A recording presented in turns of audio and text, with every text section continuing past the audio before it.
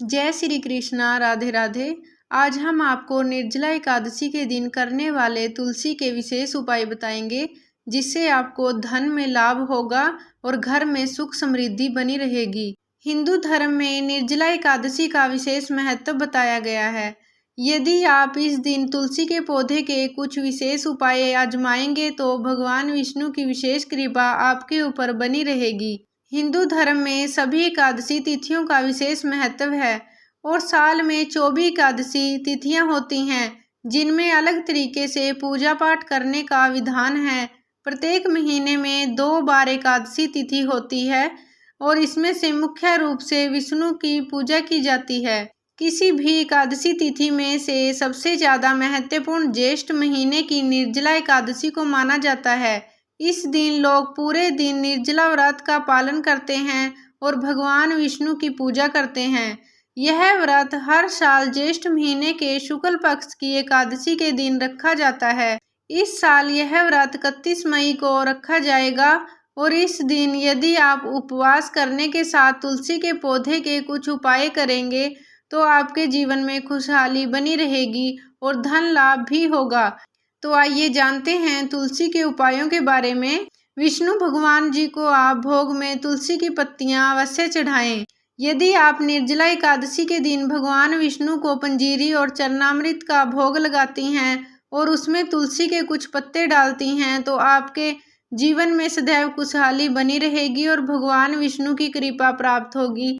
यदि आप इस दिन एकादशी की कथा का पाठ करने के बाद प्रसाद समस्त परिवार में वितरित करती हैं, यही तो आपके लिए विशेष रूप से फलदायी होगा। वैसे मान्यता है कि भगवान विष्णु को जब भी भोग लगाएं उसमें तुलसी दल अवश्य मिलाएं। तुलसी जी को भगवान विष्णु की प्रिय माना जाता है, इसलिए उन्हें भोग में शामिल करना अत्यंत आवश्यक है। इस दिन आपको तुलसी की पूजा करनी है। यदि आप निर्जला एकादशी के दिन भगवान विष्णु समेत तुलसी की पूजा करती हैं तो आपके लिए विशेष रूप से फलदायी होगा।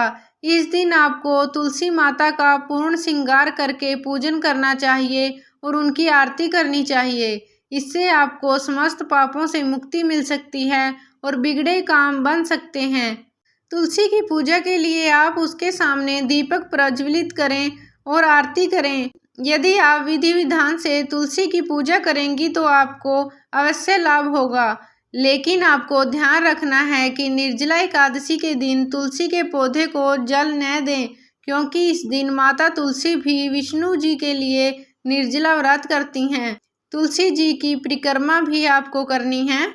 यदि आप निर्जला एकादशी के दिन तुलसी की 7 या 11 परिक्रमा करती हैं तो आपके लिए फलदायी होगा। इस दिन माता तुलसी की पूजा के बाद उनकी आरती करें और परिक्रमा करें, जिससे आपकी मनोकामनाएं पूर्ण हो सकती हैं। इस दिन माता तुलसी की परिक्रमा करते हुए उनके मंत्रों का भी जाप करें। ध्यान रखें कि तुलसी की परिक्रमा हमेशा सही दिशा में ही करनी चाहिए। तुलसी के पौधे की कभी भी उल्टी दिशा में परिक्रमा करना आपके लिए शुभ नहीं है। और तुलसी माँ को लाल चुनरी चढ़ाएं। यदि आपके दाम्पत्य जीवन में समस्याएं आ रही हैं तो आप ध्यान रखें कि माता तुलसी को लाल चुनरी चढ़ाएं।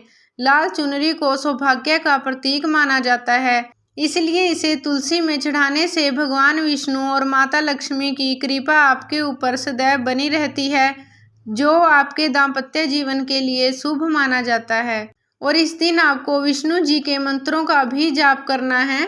निर्जला एकादशी के दिन प्रातः जल्दी उठकर स्नान के बाद भगवान विष्णु के मंत्र ओम नमो भगवते वासुदेवाय मंत्र का जाप करें।